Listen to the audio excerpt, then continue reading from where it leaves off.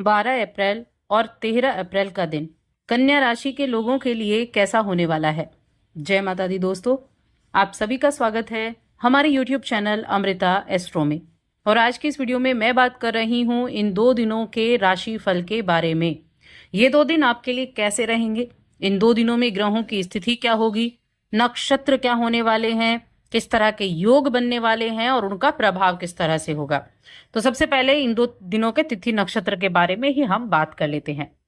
देखिए, 12 अप्रैल का जो दिन है ये शनिवार का दिन है और शुक्ल पक्ष यानी कि ये चैत्र माह चल रहा है। चैत्र माह की पूर्णिमा तिथि भी है।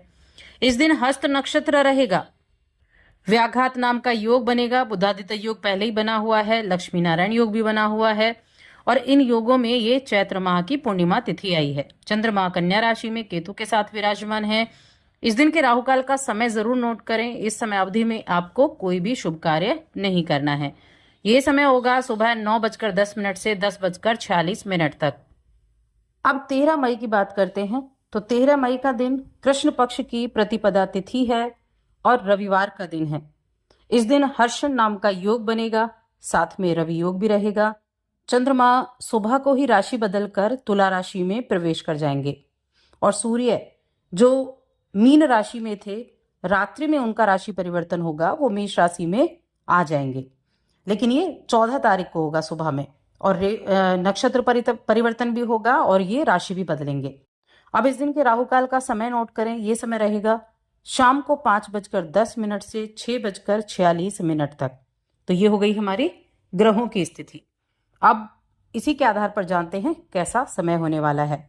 तो आगे बढ़ने से पहले छोटा सा ही निवेदन है, चैनल पर पहली बार आए हैं और अभी तक चैनल को सब्सक्राइब नहीं किया है तो सब्सक्राइब कर लें।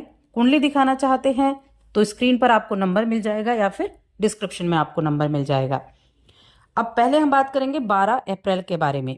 अब ये पूर्णिमा तिथि है और अगर पूर्णिमा तिथि को लेकर मन में दुविधा है तो मैं आपको बता दूं कि ये पूर्णिमा तिथि 12 अप्रैल की होगी, क्योंकि इस दिन सुबह 3:21 से ये तिथि प्रारंभ है और 13 अप्रैल की सुबह 5:51 तक है। तो जो त्योहार होते हैं वो उदय तिथि के अनुसार मनाए जाते हैं, जिसकी वजह से ये दिन 12 अप्रैल का दिन पूर्णिमा का व्रत किया जाएगा। राशिफल की बात कर लेते हैं। कन्या राशि में अभी चंद्रमा विराजमान है। हेल्थ आपकी ठीक ठाक रहेगी, योग बड़े अच्छे बने हुए हैं और एक चीज और है इस दिन जो बड़ी खास है, वो है हनुमान जयंती। थोड़ा सा अवॉइड करें बाहर के खाने पीने को और ओवर ईटिंग से आपको बचना है ताकि आप अपने डाइजेशन को ठीक रख सकें। तो आपकी जो दिनचर्या होगी वो ठीक तरीके से रहेगी। इस दिन आप अपने घर से जुड़ा हुआ किसी तरह का कोई निवेश कर सकते हैं जो आपके लिए फायदेमंद रहेगा। जब भी आपको किसी व्यक्ति की जरूरत होगी, यानी आपको जरूरत है और आपको किसी का सहयोग चाहिए, तो वो सहयोग भी आपको प्राप्त हो जाएगा। ये दिन धन संपत्ति के मामले में बहुत शानदार होने वाला है। आपको कहीं फंसा हुआ पैसा आपका मिल सकता है। खासतौर से ये बिजनेस करने वाले लोगों के लिए दिन बेहतर होने वाला है। पारिवारिक जीवन अगर देखा जाए, प्रेम जीवन, वैवाहिक जीवन, तो तीनों ही मामलों में ये दिन बहुत शानदार रहेगा और कोई भी किसी भी तरह का आप कार्य करना चाहते हैं, हर चीज को लेकर बड़े आशावादी रहेंगे। ये आपके जीवन के हर पहलू पर भी लागू होगा कि अपने जीवन के हर एक क्षेत्र में आप खुद को आशावादी महसूस कर पाएंगे और आमतौर पर अपने काम को लेकर बहुत उत्साहित मूड में रहेंगे। और जब आप उत्साहित रहते हैं, एनर्जी आपके अंदर बरकरार है, तो अपने काम को पूरा करने की तरफ रहेंगे। आपके अंदर बहुत अधिक सकारात्मकता इस समय देखी जा सकती है। आपके प्रियजनों के बीच में अच्छी भावनाएं रहेंगी। यहाँ भी आप कुछ अच्छी चीजें करने वाले हैं, आपके साथ कुछ अच्छी चीजें होने वाली हैं। आज कोई भी पॉजिटिव चीजों को ज्यादा महत्व देने के लिए आप अपने कपड़ों में बैंगनी रंग का वस्त्र यानी वायलेट कलर भी आप पहन सकते हैं। तो ये कलर आप जरूर शामिल करें। इसके अलावा कन्या राशि के जातकों के लिए जो शिक्षा के क्षेत्र में है वहां भी स्थितियां अच्छी दिख रही हैं। आज कोई अतीत से जुड़ा हुआ शख्स आपसे संपर्क कर सकता है। दिन यादगार बन जाएगा। आसपास के लोगों के साथ अच्छा मेल मुलाकात रहेगी। वैवाहिक जीवन में भी आज काफी अच्छा दिन रहने वाला है। आज किसी ऐसे व्यक्ति से भी आप मिल सकते हैं जिसको आप बोलें कि वो ज्ञानी है, यानी आपको उसके द्वारा कुछ ज्ञान अर्जन करने का मौका मिलेगा और कई तरह की समस्याओं को हल करने का मौका भी आपको मिलेगा। तो कई मामलों में ये अच्छा है। अब पूर्णिमा की बात कर लेते हैं। पूर्णिमा तिथि पर आपको क्या करना चाहिए? देखिए, ये सिद्ध दिन होता है, चाहे अमावस्या का दिन हो चाहे पूर्णिमा का दिन हो, और साथ में हमारे पितरों को भी प्रसन्न करने के लिए अच्छा माना जाता है। ये दिन माँ लक्ष्मी, भगवान विष्णु की आराधना करने का दिन है। अपनी कुंडली में चंद्र दोषों को कम करने का दिन है।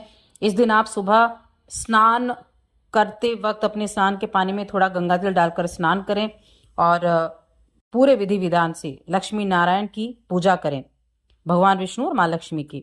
भगवान विष्णु को पीले फूल और माँ लक्ष्मी को गुलाबी या लाल फूल दें। श्रृंगार की वस्तुएं भी दे सकते हैं, चढ़ा सकते हैं। इस पूर्णिमा के दिन सत्यनारायण की कथा पढ़ना या फिर सुनना दोनों ही तरीके से आपके लिए पुण्यदायक रहेगा, जो आपके जीवन में सुख संपत्ति और खुशहाली को बनाए रखने के लिए उत्तम माना जाता है।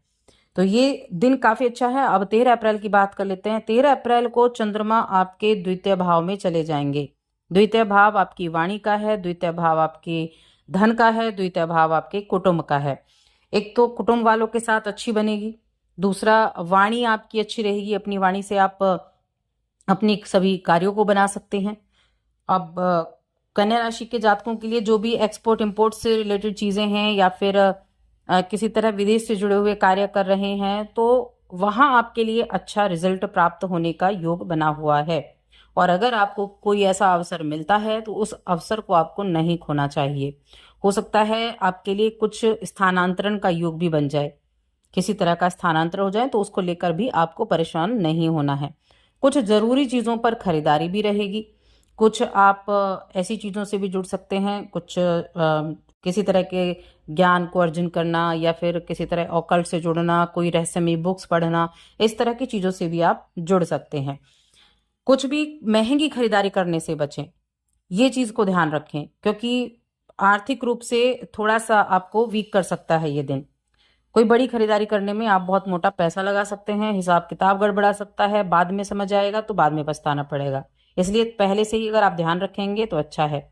रिलेशंस को लेकर देखा जाए तो रिलेशंस अच्छे हैं। किसी भी तरह की परिस्थिति हो, आपके अपने अपने साथ रहेंगे। आपके निकट मित्रों से अच्छी व्यवहार आपका रहेगा, आपकी मित्रता अच्छी रहेगी। इसके अलावा विदेश जाना चाहते हैं तो उसके लिए भी थोड़ा सा इंतजार आपको करना पड़ेगा। शिक्षा की मैं बात करूं तो शिक्षा के क्षेत्र में अगर देखा जाए तो शनिदेव अभी मीन राशि में पहुंच चुके हैं। कहाँ? जो कन्या राशि की मैं बात कर रही हूँ, कन्या राशि के जातकों के लिए यहाँ शिक्षा के मामले में चीजें ठीक ठाक रहने वाली हैं। हालांकि फोकस थोड़ा ज्यादा करना पड़ेगा, जो छोटे बच्चे हैं उनको थोड़ा ध्यान ज्यादा देना पड़ेगा, तब जाकर चीजें ठीक होंगी। उपाय की बात करें तो पूर्णिमा का उपाय मैं आपको बता चुकी हूँ। बाकी इलायची का सेवन जरूर किया करें। इलायची का सेवन करने से आपकी हेल्थ बहुत अच्छी रहेगी और आप एनर्जेटिक खुद को फील कर पाएंगे। तो बस आज की इस वीडियो में इतना ही।